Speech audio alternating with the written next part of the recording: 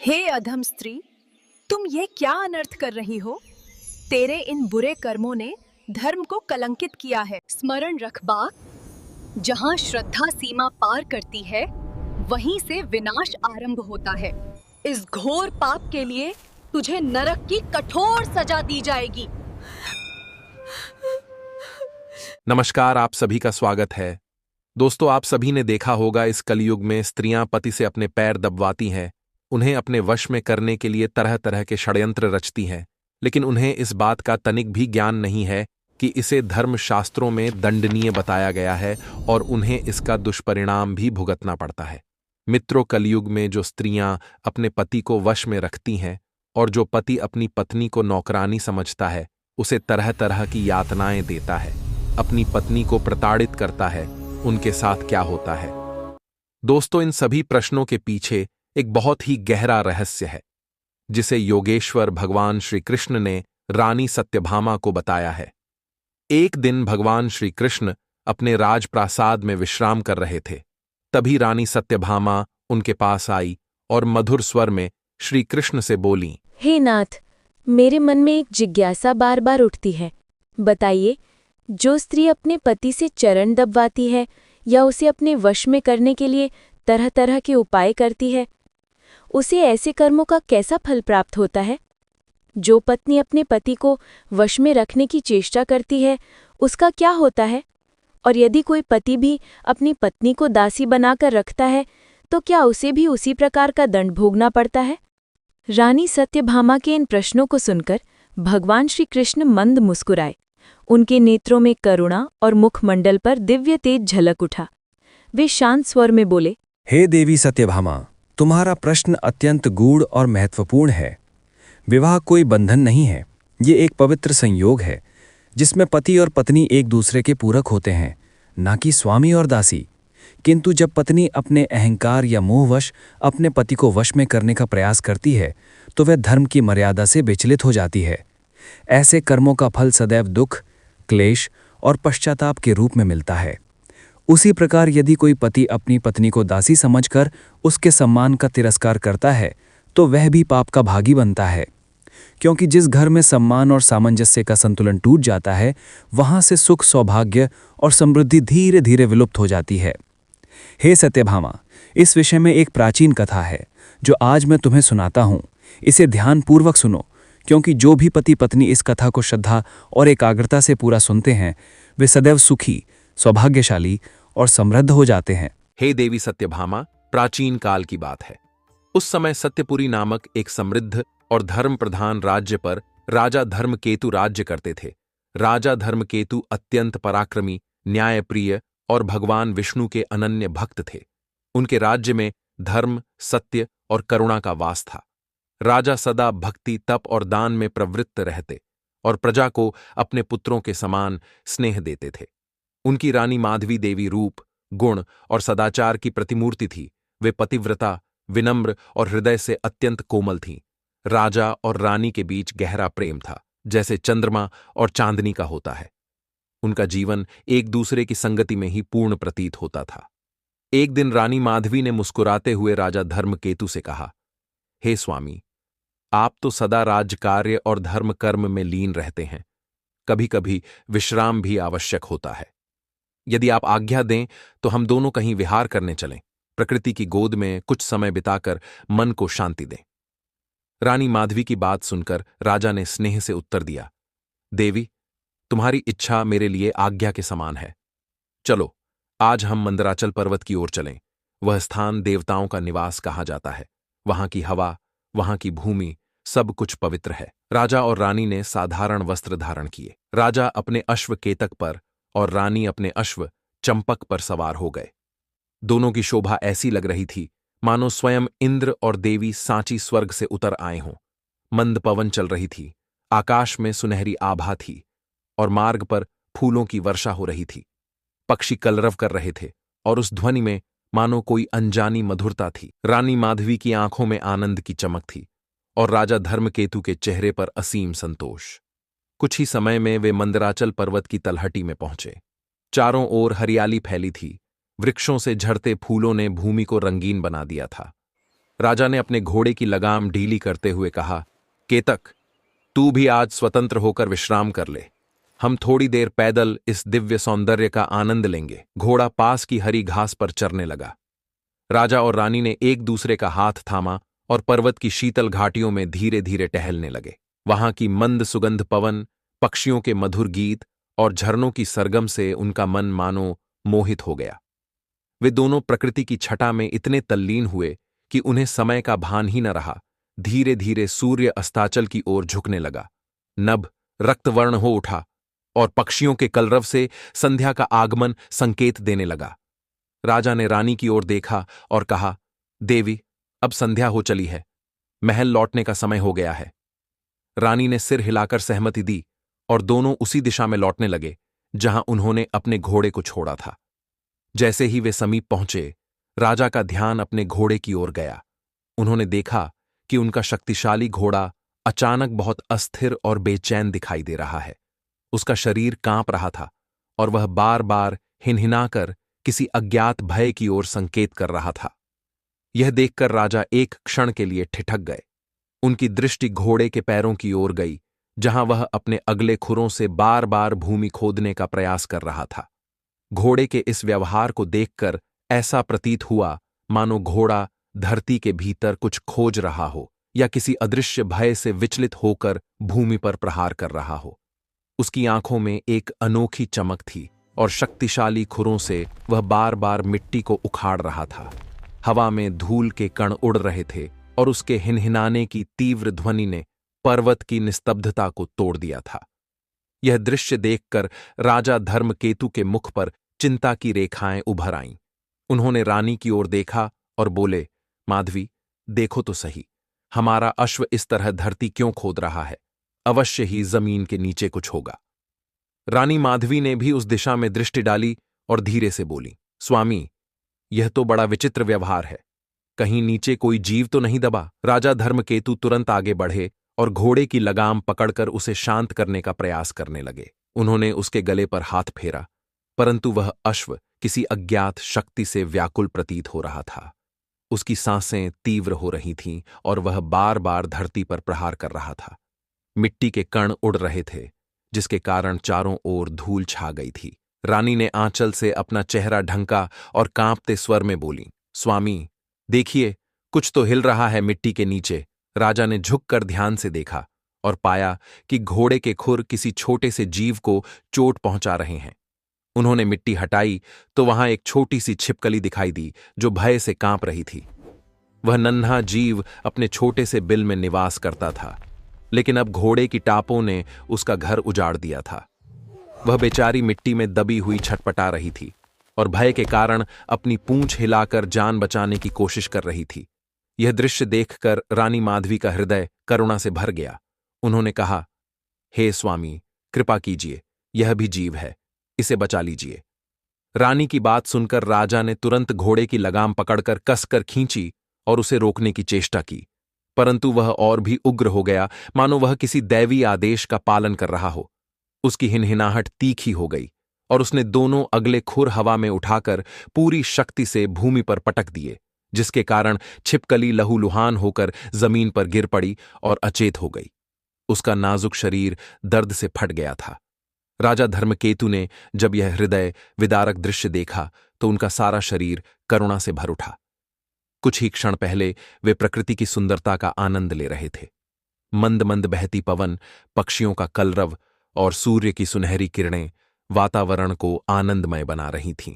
किंतु अगले ही क्षण जब उनकी दृष्टि उस घायल असहाय जीव पर पड़ी तो उनका हृदय द्रवित हो उठा। उनके मुख पर छाई प्रसन्नता का स्थान अब गहरी चिंता और ममता ने ले लिया था। राजा ने वृक्ष से कुछ बड़े और कोमल पत्ते तोड़े, फिर अत्यंत सावधानी से उन पत्तों की सहायता से छिपकली को अश्व के खुर के नीचे से उठाया। उनका स्पर्श इतना कोमल था मानो माता अपने नवजात को बाहों में ले रही हो। छिपकली का शरीर अब निष्प्राण सा हो चला था। उसकी आंखें अर्धमुदित थीं और उसकी पूंछ हल्के हल्के कांप रही थीं। रानी माधवी ने जब यह दृश्य देखा तो उनके नेत्रों में भी करुणा छलक उठी। राजा धर्मकेतु ने उस अचेत पड़ी छिपकली को अपने हाथों में लेकर घास फूस से ढकी नरम भूमि पर रखा। हवा में एक अजीब सी निस्तब्धता छा गई, न पक्षी चहके न पत्ते हिले।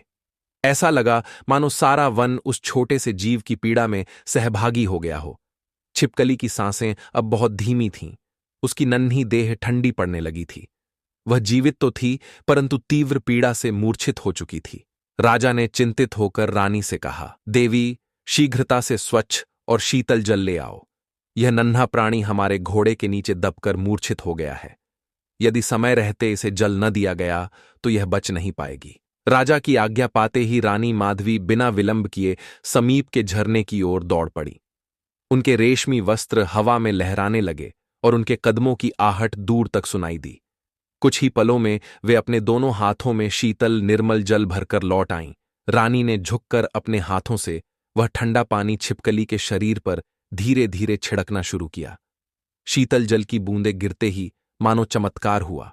बेहोशी के अंधेरे में डूबी उस छिपकली के शरीर में धीरे धीरे चेतना आने लगी।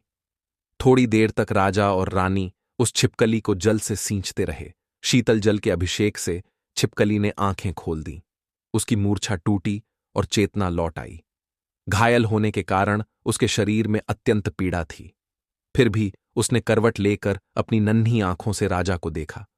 राजा धर्मकेतु ने राहत की सांस ली और कोमल स्वर में बोले, भगवान का शुक्र है, यह अब चेतना में आ गई है। रानी माधवी ने भी संतोष व्यक्त किया और बोली, हां स्वामी, आपने बिल्कुल ठीक समय पर इसे बचा लिया। छिपकली कुछ क्षण तक दर्द से करवट बदलती रही। फिर उसने मानो साहस जुटाकर अपनी आंखें पूरी तरह खोलीं। सामने राज दंपत्ति को खड़े देख वह समझ गई कि इन्हीं के प्रयास से उसकी जान बची है। उस निरीह जीव ने कृतज्ञता भरी दृष्टि से राजा धर्मकेतु की ओर देखा। राजा ने दयालु मुस्कान के साथ उसके सिर पर हल्का सा स्पर्श किया, मानो आश्वासन दे रहे हों कि अब वह सुरक्षित है। तभी उस घायल छिपकली के मुख से एक मधुर, कोमल और अत्यंत स्पष्ट स्वर निकला, हे राजन, आपने मुझ पर जो अनुग्रह किया है उसके लिए मैं हृदय से आपकी कृतज्ञ हूं। आप जैसे पुण्यवान, सत्यप्रिय और धर्मनिष्ठ राजा के सान्निध्य में आने से मुझे अब सब कुछ स्मरण हो गया है। उसका यह स्वर सुनकर राजा और रानी दोनों स्तब्ध रह गए। रानी की आंखों में विस्मय और करुणा दोनों ही भाव एक साथ उमड़ पड़े। रानी ने कांपती आवाज में कहा, स्वामी, यह तो मनुष्य की भांति बोल रही है। राजा के नेत्रों में भी गहरा आश्चर्य झलक उठा। वे कुछ क्षण तक उस छोटे से प्राणी को निहारते रहे, फिर अत्यंत विनम्रता से अपने हाथ जोड़कर बोले, हे देवी, आप कौन हैं? आपकी ऐसी दशा किस कारण से हुई है? और आप मनुष्य की भाषा में संवाद कैसे कर रही हैं? कृपया हमें अपना परिचय और अपना संपूर्ण वृतांत सुनाइए ताकि हम आपकी यथाशक्ति सहायता कर सकें। राजा के ये कोमल और श्रद्धा भरे शब्द सुनकर छिपकली की आंखों में आंसू भर आए। वे आंसू केवल पीड़ा के नहीं, बल्कि गहरी कृतज्ञता और मुक्ति की अनुभूति के थे। उसका शरीर हल्के हल्के कांपने लगा। उसने अपने स्वर को संयत करते हुए कहा, हे राजन, आपने जिस दया और करुणा से मेरे इस तुच्छ शरीर पर दृष्टि डाली है, वह केवल किसी परम धर्मात्मा के हृदय में ही संभव है। आपकी कृपा से मुझे इस जन्म में एक ऐसा क्षण मिला है जहां मैं अपने बीते हुए पापों का प्रायश्चित कर सकती हूं। आप सुनिए, मैं कोई साधारण छिपकली नहीं हूं। यह नीच रूप मुझे मेरे ही कर्मों के फलस्वरूप प्राप्त हुआ है। एक समय था जब मैं भी मनुष्य थी, परंतु मेरे अहंकार, मेरी कटुवाणी और मेरे अधर्ममय कर्मों ने मुझे इस दुर्दशा तक पहुंचा दिया। मेरे अपराध इतने गहन थे कि मुझे अगले जन्म में यह तुच्छ रूप मिला, ताकि मैं अपने कर्मों का प्रायश्चित कर सकूं और मोक्ष की राह पहचान सकूं। यदि आज आपकी करुणा न मिलती तो मेरा जीवन यहीं समाप्त हो जाता।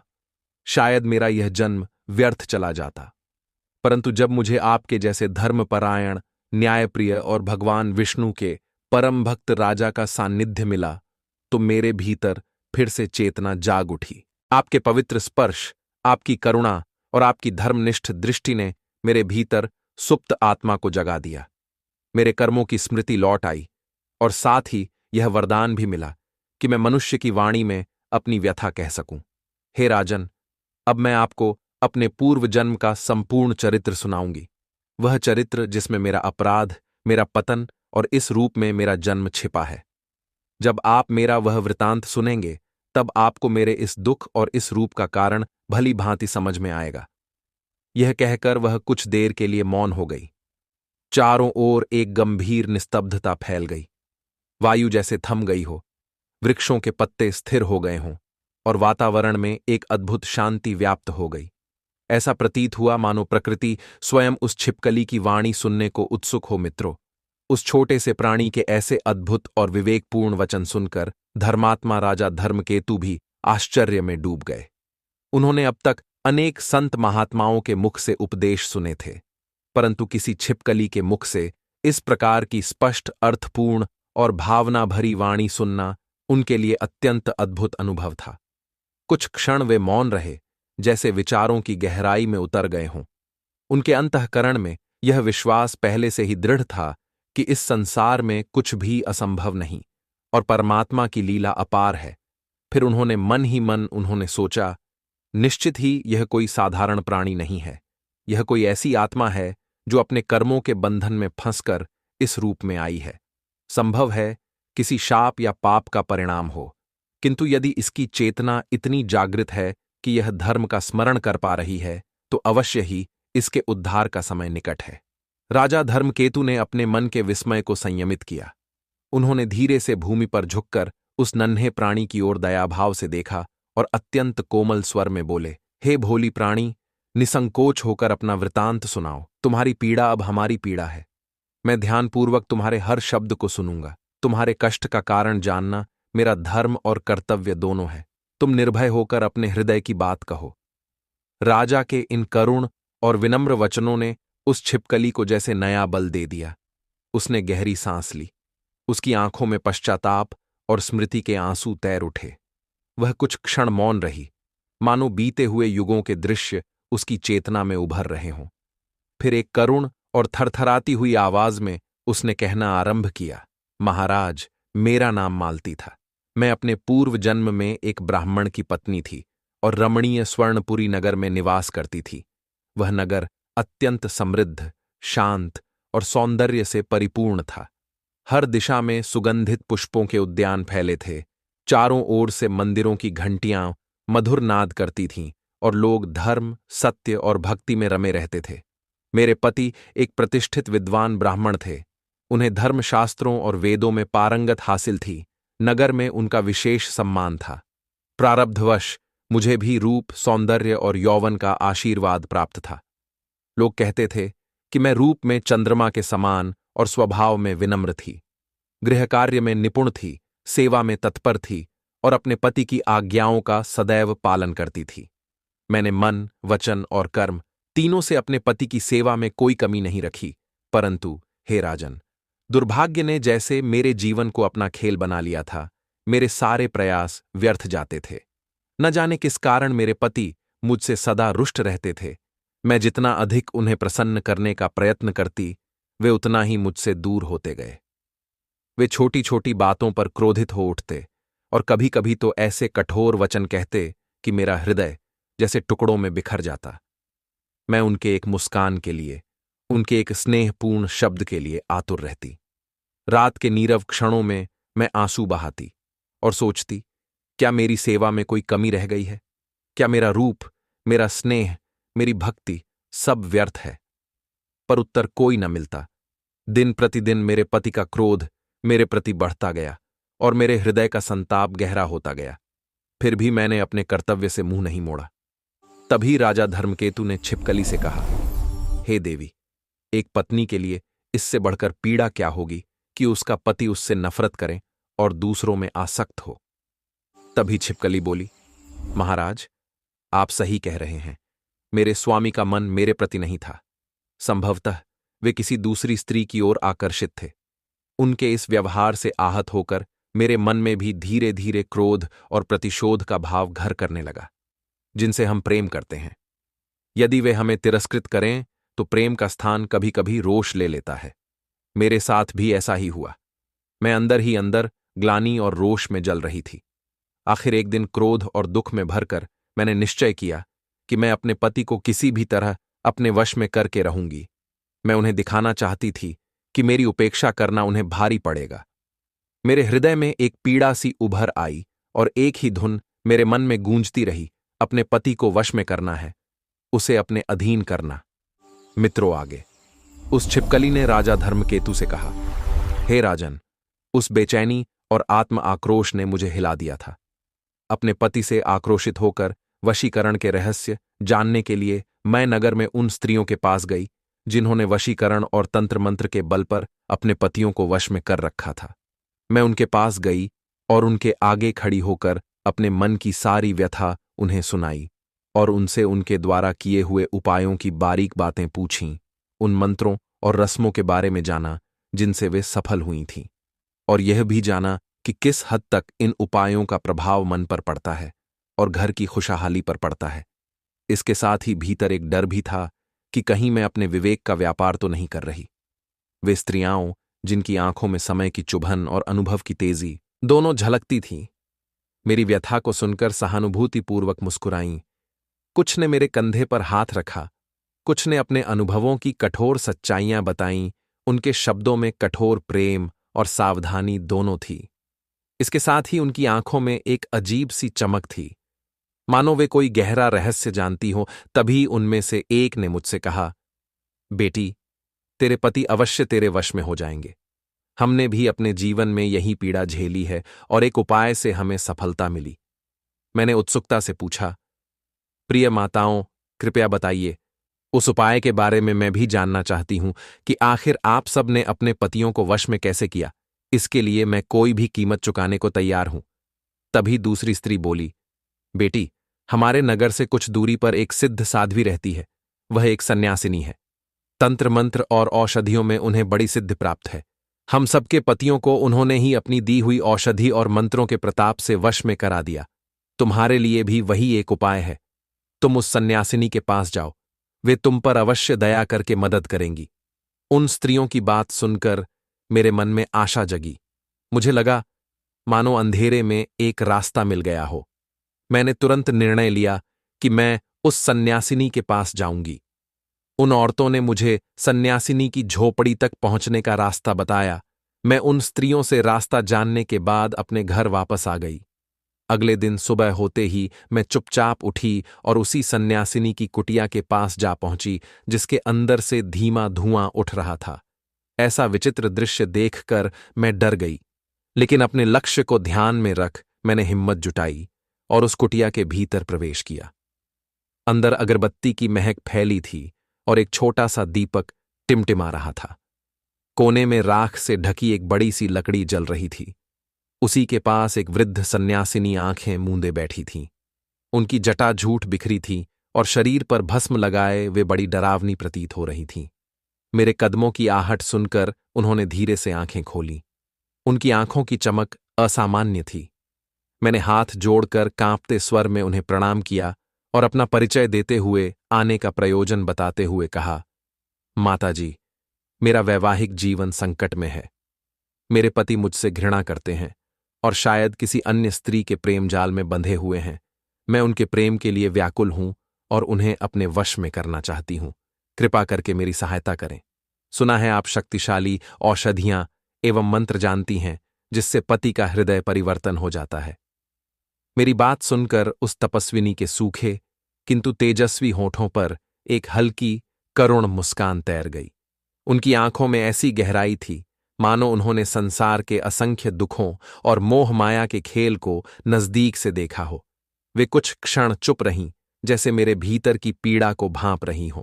फिर उन्होंने धीमी किंतु गंभीर और गूंजती हुई आवाज में कहा, बेटी, तुम्हारा दुख मैं भली भांति समझ सकती हूं। पति का विचलित होना, उसका प्रेम मार्ग से भटक जाना किसी भी स्त्री के लिए सहन करना अत्यंत कठिन होता है। ऐसे क्षणों में मन टूटता नहीं बल्कि तपता है और उसी तप से स्त्री का वास्तविक बल प्रकट होता है। उन्होंने आगे कहा, मैंने अपने जीवन में अनेक बहनों को इसी प्रकार के दुखों से उभरते देखा है। ईश्वर की कृपा रही तो तुम्हारी सहायता भी अवश्य होगी। परंतु याद रखो, जो उपाय मैं देने जा रही हूं वह केवल वस्तुओं का नहीं, आस्था का प्रयोग है। यदि विश्वास डगमगाया तो फल भी क्षीण हो जाएगा। इतना कहकर वे धीरे धीरे उठीं। उनके गेरुए वस्त्र हवा में हल्के हल्के लहराए और वे कुटिया के एक कोने में रखे प्राचीन संदूक के पास गईं। लकड़ी की वह मंजूषा जैसे वर्षों से बंद थी। उन्होंने सावधानी से उसे खोला और भीतर से 2 वस्तुएं निकालीं, एक छोटी पुड़िया और लाल धागे से बंधा हुआ रक्षा सूत्र। लौटकर उन्होंने मेरे पास आकर वह दोनों वस्तुएं मेरे हाथ में रखीं। उनके स्पर्श से जैसे एक अदृश्य ऊर्जा मेरे शरीर में दौड़ गई। उन्होंने स्नेहपूर्वक कहा, इस पुड़िया में एक दिव्य चूर्ण है जिसे विशेष पर्व की रात्रियों में संकलित जड़ी बूटियों से तैयार किया गया है। इसे आज प्रदोष काल में जब संध्या ढल रही हो और आकाश में पहला तारा दिखाई दे, 1 गिलास दूध में घोलकर अपने पति को पिला देना। जैसे ही वह इस चूर्ण को ग्रहण करेंगे, उनके हृदय में तुम्हारे प्रति मोह, स्नेह और आकर्षण का संचार होगा। वे किसी अन्य स्त्री की ओर देखने का साहस नहीं करेंगे। उनके भीतर जो भ्रम है वह नष्ट हो जाएगा। फिर उन्होंने रक्षा सूत्र मेरी हथेली पर रखा और कहा, यह धागा मात्र धागा नहीं, यह मंत्र सिद्ध सूत्र है। इसे उसी समय अपने पति के गले में बांध देना। इसके प्रभाव से उनका चित्त स्थिर रहेगा, उनका मन तुम्हारे सिवा और कहीं नहीं जाएगा। यह रक्षा सूत्र उनके भीतर वह चेतना जगाएगा जिससे वे तुम्हारी बातों को सुनेंगे, मानेंगे और तुम्हें सच्चे अर्थों में अपना जीवन सहचर समझेंगे। फिर मैं उनके चरणों में झुक गई। मेरे नेत्रों से अविरल आंसू बह निकले। मैं फूट फूट कर रोने लगी, पर वे आंसू पीड़ा के नहीं, किसी गहरी कृतज्ञता के थे। मैंने कहा, माता, आपने मुझे फिर से जीने की राह दिखाई है। उन्होंने मेरे सिर पर हाथ रखकर कहा, बेटी, अब विलंब मत करो। जो करने का समय है उसे जाने मत दो। परमात्मा तुम्हारे पति पर और तुम्हारे जीवन पर अपनी कृपा बरसाएं। मैंने श्रद्धा से उनके चरण छुए और अपने आंसुओं से उनका पवित्र वस्त्र भिगो दिया। फिर मैंने वह पुड़िया और रक्षा सूत्र सावधानीपूर्वक अपनी ओढ़नी में बांध लिया और कुटिया से बाहर निकल आई। बाहर आकाश में ढलता सूरज लालिमा बिखेर रहा था। पेड़ों के पत्तों पर सोने सी आभा थी और हवा में शांति घुली हुई थी। उस क्षण मेरे मन में एक नई ऊर्जा, एक उज्ज्वल आशा जन्म ले चुकी थी। मुझे लगा मानो सारा संसार मेरे पक्ष में हो गया है। उस पुड़िया और रक्षा सूत्र को थामे हुए मैं घर लौट रही थी, मन में यह दृढ़ विश्वास लिए कि अब मेरे दुखों का अंत होने वाला है। मुझे पूरा यकीन था कि अब मेरे पति मेरे चरणों में होंगे और मेरा जीवन सुखी हो जाएगा। मित्रों, इतना कहते ही छिपकली रूपी मालती की आवाज कांपने लगी थी, मानो उस पाप की स्मृति मात्र से वह कांप उठी हो। फिर भी उसने अपनी करुण कथा जारी रखी। राजन, उस दिन मैंने बड़े धैर्य से संध्या होने की प्रतीक्षा की। मेरा हृदय जोर से धड़क रहा था। भीतर उत्सुकता, भय और क्रोध सभी मिलकर एक तूफान सा मचा रहे थे। प्रदोष काल का समय आते ही मैंने रसोई में दूध का एक प्याला गर्म किया। यह सब करते हुए हाथ कांप रहे थे, पर मैं संकल्प ले चुकी थी। मैंने धीरे से वह चूर्ण दूध में मिला दिया। दूध में मिलाते ही वह चूर्ण घुलकर अदृश्य हो गया, मानो उसमें कुछ था ही नहीं। लेकिन मेरे मन में उसकी शक्ति को लेकर कोई संदेह नहीं था। उस शाम मेरे पति जब घर लौटे तो वे कुछ थके थके से और चिंताग्रस्त लग रहे थे। शायद वे किसी चिंता में डूबे थे। मैं रोज की भांति उनके लिए भोजन परोसने आई, लेकिन उस दिन मेरे मन में एक गुप्त उत्साह था कि अब मेरे दुखों का अंत निकट है। मैंने बड़े प्रेम से उन्हें भोजन परोसा और अंत में वह दूध का प्याला उनके सामने रख दिया और उनसे निवेदन करते हुए कहा, स्वामी, यह दूध पी लीजिए। आज विशेष रूप से आपके लिए केसर डालकर गर्म किया है। शायद मेरा इतना मधुर और आदरपूर्ण व्यवहार उन्हें आश्चर्य में डाल रहा था, पर वे मना न कर सके। उन्होंने कटोरा उठा लिया और कुछ ही घूंट में सारा दूध पी गए। दूध पीते ही कुछ क्षणों में उस चूर्ण का प्रभाव प्रकट होने लगा। मेरे पति के चेहरे का रंग अचानक फीका पड़ने लगा। पहले तो उन्हें हल्की खांसी उठी, फिर माथे पर पसीने की बूंदें चमक आईं। मैं मन ही मन घबरा उठी। ये कैसा बदलाव शुरू हो गया? वे उठकर खड़े होना चाह रहे थे, पर तुरंत लड़खड़ाकर वापस आसन पर गिर पड़े। उनकी आंखों में असहनीय पीड़ा झलकने लगी। मैं घबराकर उनके पास आई और चिंतित स्वर में पूछा, स्वामी, क्या हुआ? अचानक आपकी तबीयत कैसी हो गई? मन में भय था, पर एक कोने में शैतानी संतोष भी था कि मेरे प्रयास का असर शुरू हो चुका है। मेरे पति ने करहाते हुए पेट पकड़ लिया। उन्हें पेट में तीव्र दर्द उठा और वे वहीं भूमि पर लेट गए। उनकी सांसें तेजी से चलने लगीं और चेहरा पीला पड़ गया।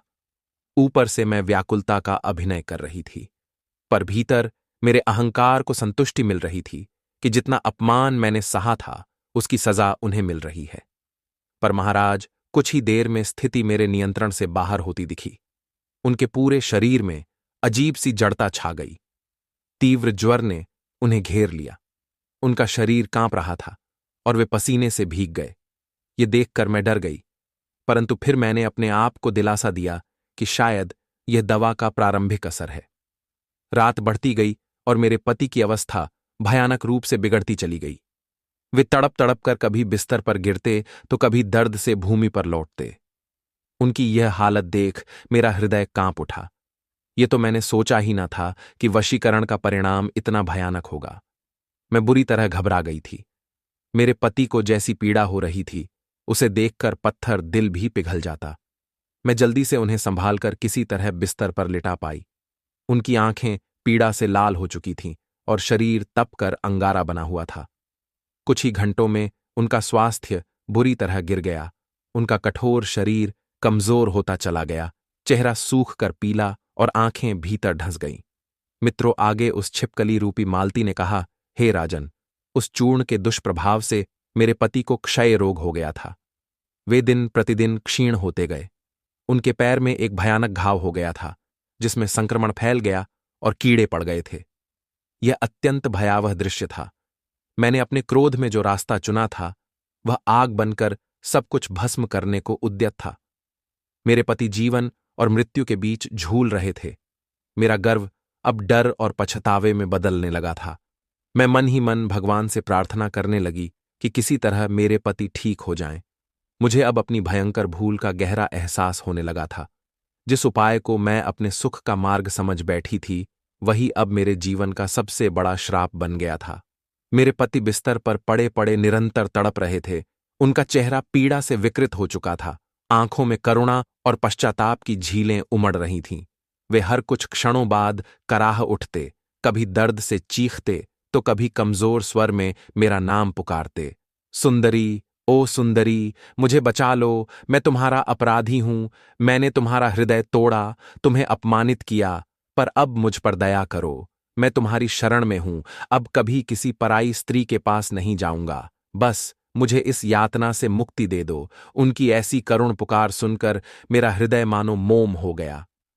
जिन शब्दों ने कभी मेरे मन को छलनी किया था, आज वही मेरे पैरों में गिरकर दया की भीख मांग रहे थे। मेरे पति, मेरे स्वामी, जिन्हें मैंने कभी अपने जीवन का केंद्र माना था, अब बेबस होकर मेरे चरणों में पड़े रो रहे थे। वह दृश्य इतना मर्मस्पर्शी था कि मेरा संपूर्ण अस्तित्व कांप उठा। उस क्षण मुझे लगा जैसे मेरे भीतर कुछ टूट गया हो। बदले की वह ज्वाला जो अब तक मेरे हृदय में धधक रही थी, अचानक बुझ गई। उसकी राख के नीचे केवल पछतावे की आग शेष रह गई थी, धीमी परंतु आत्मा को जलाने वाली। मैंने घबराकर अपने सिर पर हाथ रख लिया। हे प्रभु, ये मैंने क्या कर डाला?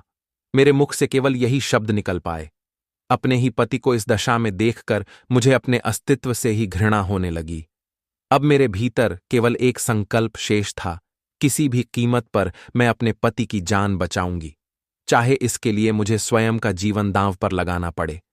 मैं अपने पाप को सुधारना चाहती थी, भले ही अब बहुत देर हो चुकी थी। मित्रों, आगे मालती रूपी वह छिपकली गहरी सांस लेकर राजा धर्मकेतु से बोली, हे राजन, मेरे हृदय में अब केवल भय और पश्चाताप ही था। मेरे स्वामी के करुण क्रंदन ने मेरे अहंकार की नींव हिला दी थी। उसी क्षण मैं उठी और भागते हुए उसी तपस्विनी सन्यासिनी की कुटिया की ओर दौड़ पड़ी। मेरी सांसें तेज चल रही थीं, आंखों से आंसू थमने का नाम नहीं ले रहे थे। आश्रम पहुंचते ही जब तपस्विनी माता ने मुझे देखा तो वे चौंक गईं। उन्होंने चिंतित स्वर में पूछा, क्या हुआ बेटी? मैं उनके चरणों में गिर पड़ी और हिचकियों में टूटी आवाज में बोली, माताजी, मुझसे बहुत बड़ी भूल हो गई। आपके दिए चूर्ण को पिलाने से मेरे पति पर विपत्ति टूट पड़ी है। वे मृत्यु के द्वार पर खड़े हैं। कृपा करके कोई उपाय बताइए, उन्हें बचा लीजिए। मुझसे अपराध हो गया है। अगर मेरे पति को कुछ हो गया तो मेरा जीवन भी व्यर्थ हो जाएगा। तपस्विनी मेरी दयनीय दशा देखकर कुछ क्षण मौन रहीं, उन्होंने अपनी आंखें मूंद लीं और जैसे मन ही मन किसी अदृश्य शक्ति से संवाद किया।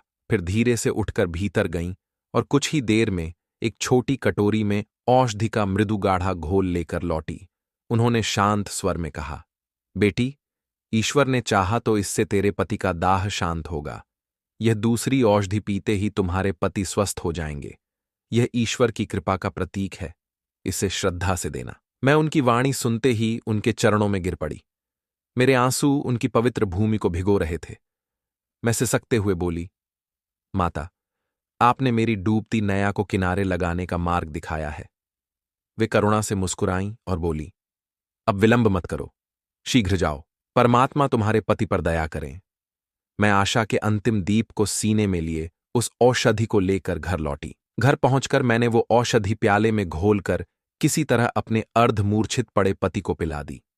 जैसे ही वह दवा उनके कंठ से नीचे उतरी, कुछ ही पल्लों में उसका चमत्कारिक असर दिखाई देने लगा। जो पति कुछ समय पहले मौत के मुहाने पर थे, वे धीरे धीरे शांत होकर गहरी नींद में सो गए। उनके चेहरे की पीड़ा कुछ कम होती दिखी और सांसें नियमित होने लगीं। सुबह होते होते मानो चमत्कार हो गया। मेरे पति पूरी तरह स्वस्थ होकर उठ बैठे। उनकी सभी बीमारी दूर हो गई। अपने पति को पहले जैसा देखकर मेरी आंखों से कृतज्ञता के आंसू बह निकले। मैंने तुरंत ईश्वर को प्रणाम किया और उस सन्यासिनी को मन ही मन धन्यवाद दिया, जिनकी दया और प्रसाद से मेरे जीवन की सबसे बड़ी विपत्ति टल गई। मेरे पति को होश आया तो उन्हें स्वयं यकीन नहीं हुआ कि वे अच्छे हो गए हैं। वे आश्चर्य से अपना शरीर टटोलने लगे और बोले, ये कैसा चमत्कार है, मैं तो मरने वाला था। फिर उन्होंने मुझ पर दृष्टि डाली। पिछले कुछ दिनों के कष्ट ने उनके हृदय को पूरी तरह बदल दिया था। वे नरम स्वर में बोले, सुंदरी, शायद तुम्हारी सेवा और तपस्या से भगवान ने मुझे जीवन दान दिया है। मैंने तुम्हारे साथ बहुत अन्याय किया। तुमने मेरी इतनी सेवा की, मुझे माफ कर दो। अब मैं सदा तुम्हारी इच्छा के अनुसार चलूंगा और तुम्हें कभी दुख नहीं दूंगा। ये कहते हुए मेरे पति की आंखें भीग गईं और वे मेरे चरणों में झुकना चाहते थे, पर मैंने झट से उन्हें रोक लिया। उस पल मैंने मन ही मन ईश्वर को धन्यवाद दिया कि हमारा दांपत्य टूटते टूटते बच गया। मुझे लगा था कि अब हमारा जीवन सुखी हो जाएगा। हे राजन, मेरे स्वामी सचमुच उस दिन से मेरे वश में हो गए। उनका हृदय मानो पलट गया। अब वे मुझे कटु वचन तो क्या, वे ऊंची आवाज में बात भी नहीं करते थे। वे मेरा कहा टाल नहीं पाते थे। मैंने जो चाहा उन्होंने वैसा ही किया, किंतु दुर्भाग्यवश अपने अपराध से मिली यह विजय भी मेरे लिए श्राप बन गई। पति के पूर्ण रूप से वश में होते ही मेरे मन में अहंकार ने फिर सिर उठाया। वर्षों का दबा रोष और पीड़ा अब सत्ता पाकर उभर आई। जिस पत्नी धर्म को मैं भूल चुकी थी, उसकी मर्यादा मैं तोड़ने लगी। मैंने अपने पति पर प्रभुत्व जमाना शुरू कर दिया। मैं उन्हें उल्टे आदेश देने लगी जैसे वे कभी मुझे देते थे। अब परिस्थिति उलट गई थी। पहले जहां मैं संकोचवश अपने पति का नाम सीधे नहीं लेती थी, अब मैं उनका नाम लेकर ही पुकारती। मुझे उनकी प्रतिष्ठा या मान का ख्याल न रहा। मैंने उन्हें अपने अधीन सेवक की भांति व्यवहार करना शुरू कर दिया। मैं घर के बहुत से काम उनसे कराने लगी। जो कार्य पहले मैं करती थी, वे सब अब मैं अपने पति से कहकर करवाती थी। वे चुपचाप मेरा कहा मानते जाते।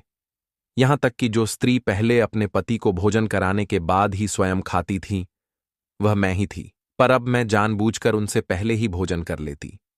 अपने पति की इच्छा या आज्ञा का तो अब कोई महत्व ही नहीं रह गया था। घर में अब सब कुछ मेरे इशारों पर चलता था। मेरे शब्द ही अंतिम आदेश बन चुके थे। यदि कभी मेरे पति किसी बात पर मुझे टोकने की चेष्टा भी करते, तो मैं उनकी बात को नजरअंदाज कर देती। कभी चुप रहकर तो कभी उन्हीं पर दोषारोपण कर उन्हें मौन करा देती। मुझे उस समय लगता था कि मैंने जीवन का सबसे बड़ा युद्ध जीत लिया है।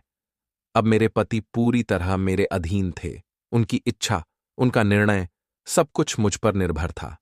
उस समय मुझे लगा था कि मैं संसार की सबसे सौभाग्यशाली स्त्री हूं। जो चाहूं वही घटे, जो कहूं वही हो। मेरे सामने अब कोई विरोध करने वाला नहीं था। किंतु मनुष्य अपने कर्मों के परिणाम से कब तक भाग सकता है? विधि का विधान कोई नहीं टाल सकता। मेरे पापों की छाया धीरे धीरे मेरे जीवन पर घनी होने लगी। कुछ समय बीता और एक दिन नियति ने अपना कठोर निर्णय सुना दिया। मेरी मृत्यु का समय आ पहुंचा। वह दिन मेरे जीवन का अंतिम दिन था। जब प्राण शरीर से निकलने लगे तब मुझे अपने किए हुए हर कर्म का बोझ स्पष्ट अनुभव होने लगा। मेरा शरीर शिथिल हो गया, सांसें रुकने लगीं और अंत में मैंने इस नश्वर देह को त्याग दिया। लेकिन जैसे ही प्राण निकले, मेरे सामने एक भयानक दृश्य उपस्थित हुआ। वहां दो विशालकाय यमदूत खड़े थे, काले, ऊंचे, भयंकर आकृति वाले। उनकी आंखें अंगारों की तरह जल रही थीं और हाथों में लोहे की बेड़ियां थीं। उनका दर्शन होते ही मेरी आत्मा भय से कांप उठी। वे बिना कुछ बोले मेरे हाथों में बेड़ियां डालकर मुझे घसीटते हुए ले गए। मैंने चारों ओर दृष्टि दौड़ाई, पर वहां न प्रकाश था, न मार्ग, केवल अंधकार और भयावह ध्वनियां थीं। वह मार्ग इतना भयानक था कि मेरे रोंगटे खड़े हो गए। मुझे लगा जैसे मैं किसी अंतहीन यातना के लोक में प्रवेश कर रही हूं। स्वर्ग तो दूर, मैं यमपुरी के भयंकर पथ पर स्वयं को पाया। मेरे मन में अब केवल पश्चाताप था, पर अब बहुत देर हो चुकी थी। कुछ ही समय बाद मुझे यमराज के दरबार में उपस्थित किया गया। वह दृश्य अत्यंत गंभीर और भयावह था। सिंहासन पर स्वयं यमराज विराजमान थे, विशाल, तेजस्वी और न्यायप्रिय। उनके समीप चित्रगुप्त खड़े थे, जिनके हाथों में मेरे कर्मों का पूरा लेखा जोखा था। जब मेरा नाम पुकारा गया तो मेरे भीतर से एक ठंडी सिहरन उठी। चित्रगुप्त ने मेरे कर्मों का विवरण पढ़ना शुरू किया। इस स्त्री ने अपने पति पर वशीकरण कर अधर्म किया। पति को अपने मोह और नियंत्रण में बांधकर उसने सृष्टि की मर्यादा तोड़ी और पवित्र संबंध को पाप में बदल दिया। उनके शब्दों के साथ ही यमलोक का वातावरण भारी हो गया। यमराज के नेत्र क्रोध से लाल हो उठे। उन्होंने भयंकर स्वर में अपना निर्णय सुनाते हुए कहा, इस स्त्री ने अपने पति पर वशीकरण कर घोर पाप किया है। इसे नरक में तपते हुए तांबे के कड़ाह में डालकर युगों तक दग्ध किया जाए, ताकि यह अपने अपराधों का दंड भोग सके। यमराज का आदेश मिलते ही यमदूतों ने मुझे बलपूर्वक पकड़ लिया। मैं रोती चिल्लाती रही, क्षमा की भीख मांगती रही। हे धर्मराज, मुझसे भूल हुई है, दया करें। पर वहां मेरी सुनने वाला कोई न था। यमदूत मुझे घसीटते हुए उस नरक के विशाल कड़ाह तक ले गए, जहां तपता हुआ तांबा खौल रहा था। भयंकर धुआं उठ रहा था और उसके भीतर से चीखों की गूंज सुनाई दे रही थी। मैं भय से कांप उठी, पर यमदूतों ने दया नहीं की। अगले ही क्षण उन्होंने मुझे उठाकर उस खौलते तांबे के विशाल भगोने में फेंक दिया। राजन, वह यातना शब्दों में वर्णन से परे थी। जैसे ही मेरा सूक्ष्म शरीर उस कड़ाह में गिरा, मैं तड़प उठी।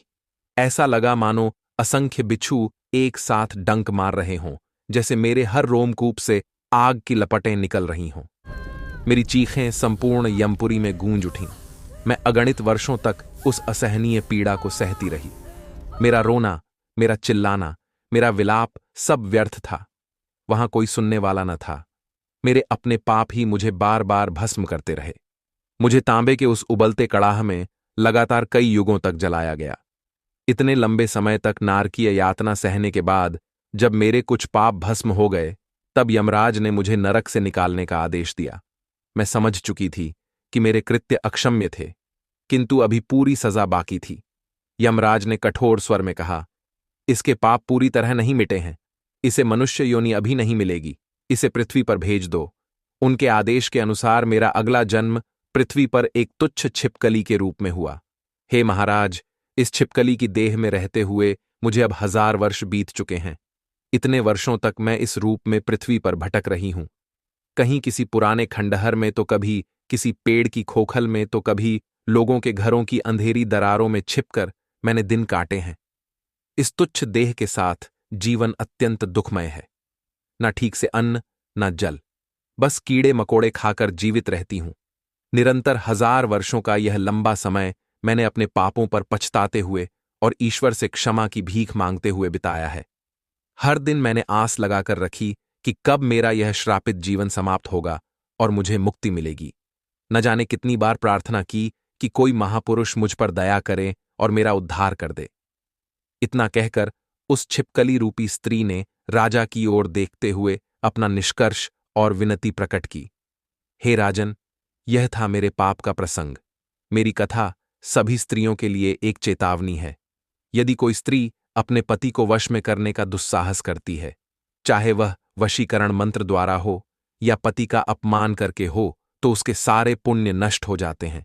ऐसी दुराचारिणी स्त्री को मेरे समान ही कठोर दंड मिलता है। उसे मरने के बाद नरक लोक की भयानक यातनाएं झेलनी पड़ती हैं। फिर उस छिपकली ने राजा धर्मकेतु से कहा, हे राजन, आज मैं बड़ी आशा लेकर आपकी शरण में आई हूं। आप धरती पर धर्म के साक्षात स्वरूप हैं, परम दयालु और धर्मात्मा हैं। यदि आप मुझ पर कृपा नहीं करेंगे तो मेरा उद्धार असंभव है।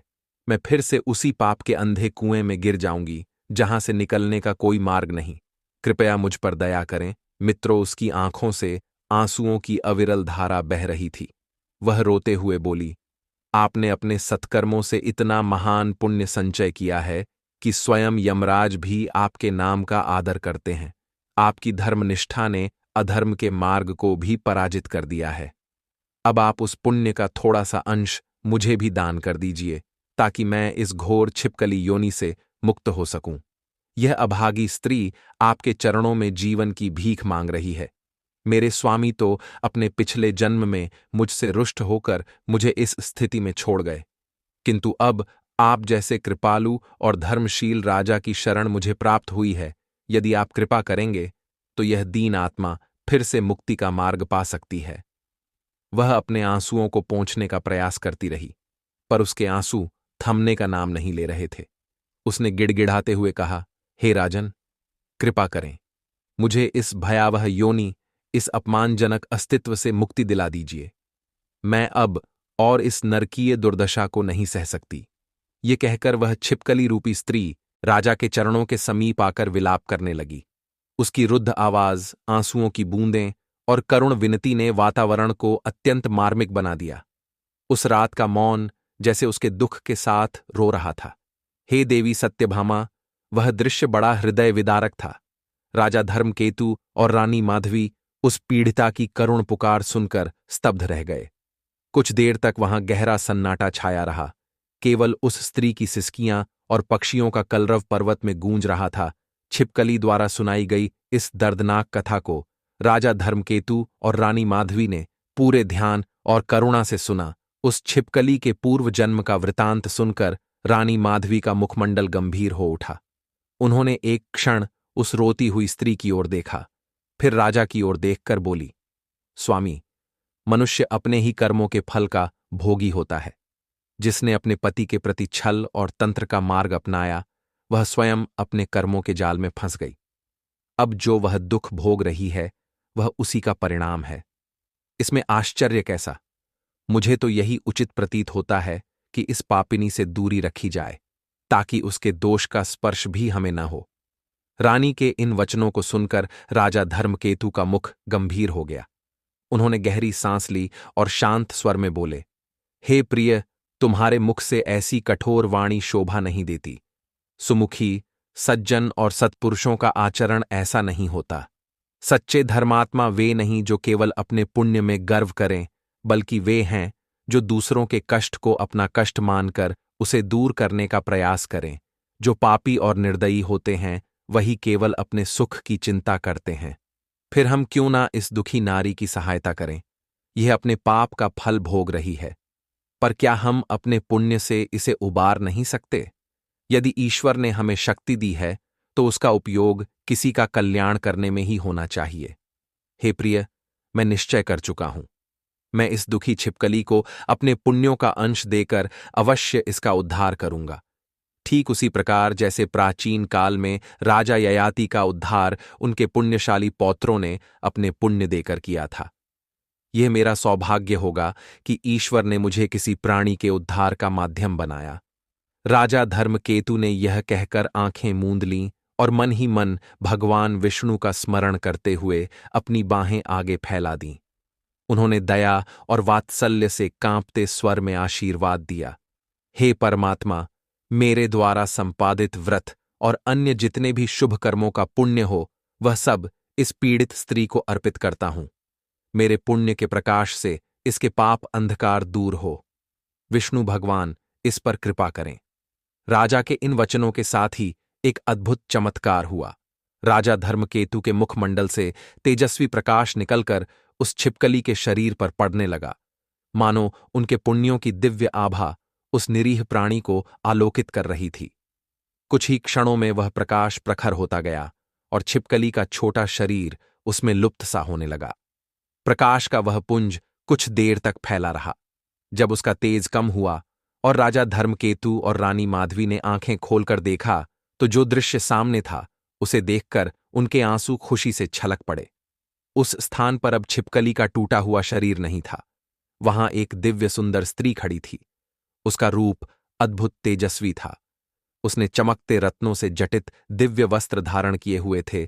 उसका मुखमंडल सूर्य की भांति दीप्तमान हो रहा था, मानो स्वयं देवी लक्ष्मी प्रकट हो गई हों।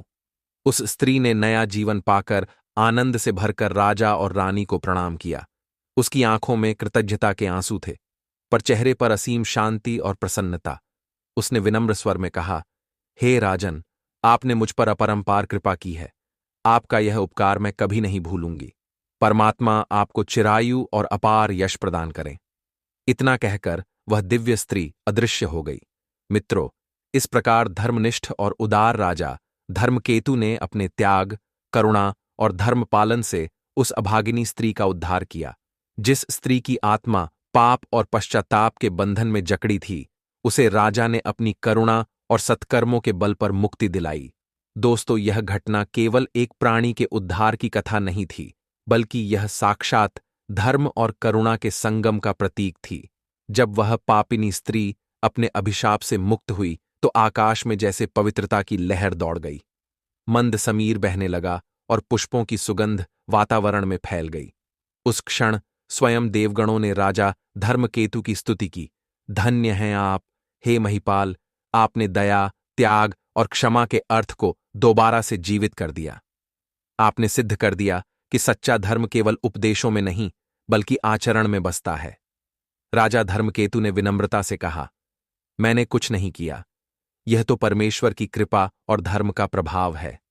जो अपने हृदय में दया रखता है, उसके लिए किसी का उद्धार करना कठिन नहीं होता। रानी ने आदरपूर्वक राजा की ओर देखा। उनकी आंखों में संतोष और शांति थी।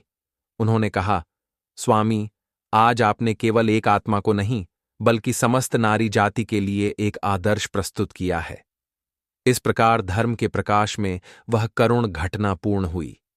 राजा धर्मकेतु और रानी अपने घोड़े पर सवार होकर शांत मन से सूर्यास्त की स्वर्णिम किरणों में नहाए हुए मार्ग पर अपने राज्य की ओर लौट चले। उनके हृदय में एक गहरी तृप्ति थी, जैसे उन्होंने केवल किसी स्त्री का उद्धार नहीं किया हो, बल्कि अपने स्वयं के धर्म की मर्यादा को भी नया जीवन दिया हो। इस दृश्य को देखकर सभी मुनि और देवजन स्तब्ध रह गए। श्री कृष्ण, जो यह कथा सुना रहे थे, कुछ क्षण मौन रहे। उनकी वाणी में अब भी वही मधुर गूंज थी। फिर उन्होंने रानी सत्यभामा से कहा, हे देवी, यह कथा केवल एक स्त्री के पतन और उद्धार की नहीं, बल्कि यह मनुष्य के कर्मों के परिणाम की गाथा है। यह कथा बताती है कि धर्म की राह से भटकने वाला अंत में कष्ट पाता है, पर जो सच्चे हृदय से पश्चाताप करता है, उसे ईश्वर कभी नहीं त्यागते। इतना कहकर भगवान श्री कृष्ण अपनी वाणी को विराम देते हैं।